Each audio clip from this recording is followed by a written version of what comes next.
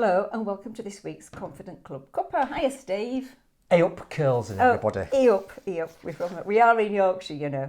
Right, we're on step 40. Okay. Don't be a leader. Massive subject.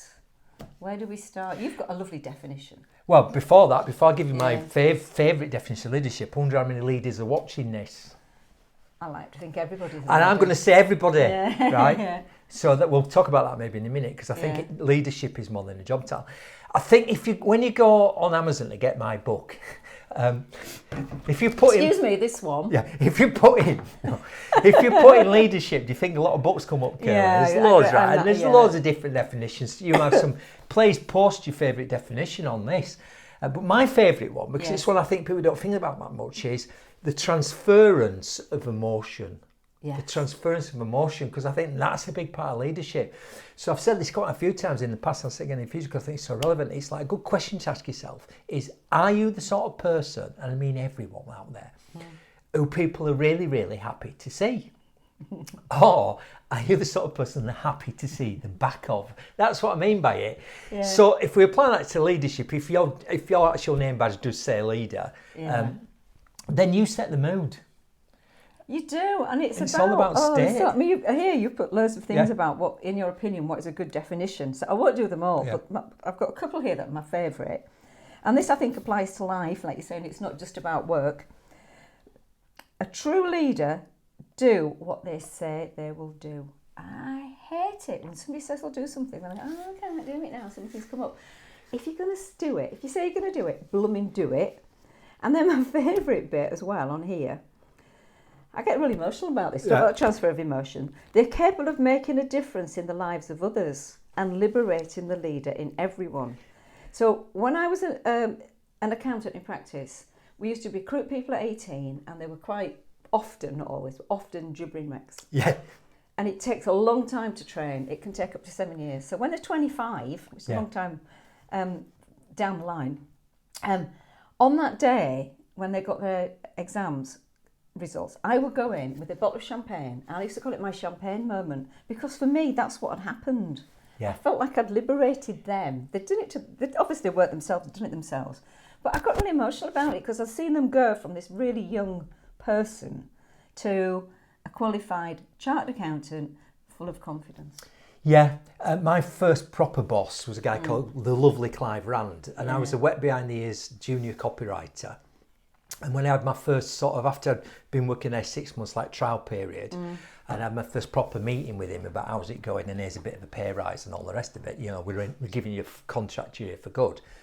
He said, and everybody says this, you've got what's your 5-year plan and all that. I know it's a bit of a cliche, but again, he's going, how do you see yourself in future? I said, I don't know, I'm just learning about it.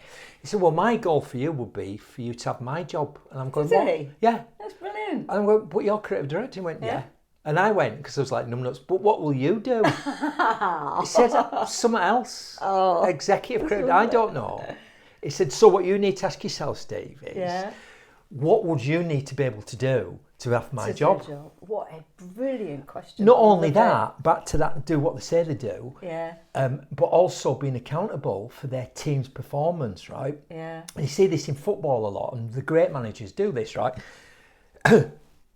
Because you were on the pitch, if it's taking the football analogy, right? You give the plan, but they play the game, but you still copy it, don't you?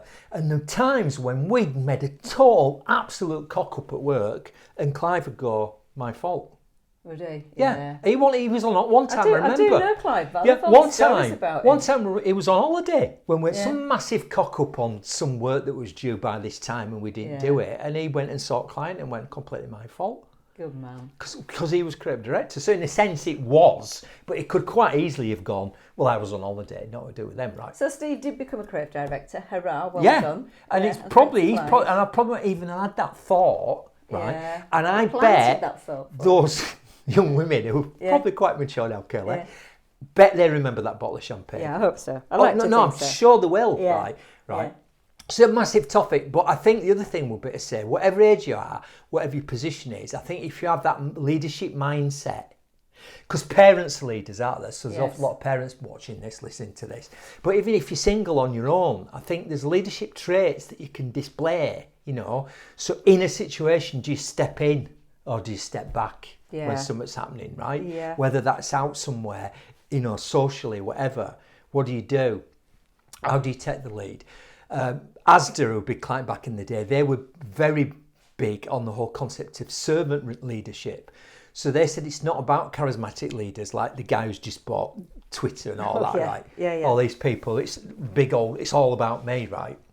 Because actually the successful businesses, they have teams where the people on the exec board, for example, have got better skills and more intelligent than perhaps the chief executive. That's why he hired them, right? Yeah, more clever people in the room than you, right? But their whole idea, to finish on this, was servant leadership, right? Yes. Which is, it's not about charisma. It's not about me being front and centre. It's about me creating that environment, right? Yeah. Do you want to know one of my favourite stories about leadership, which I think is in that chapter? I don't know if we've got time for it, Steve. Well, I'm going to say it anyway, and then we can edit it out and put it as a little extra bit, right? Go on then. It's about Alexander the Great, right? Yeah. Well, they're out in the desert, going conquering somewhere or other, Persia, I don't know, and they've got one goat skin thing of water left, right? And so he's on his big white horse with his red cloak, and they give it to him, and they go, "There you go, boss, just got the last one," and he pours it in the sand and says, "Till we can all drink, nobody does." Right. We'll let him keep that because that's brilliant. So on that note, I'll see you. Yeah. Bye for now.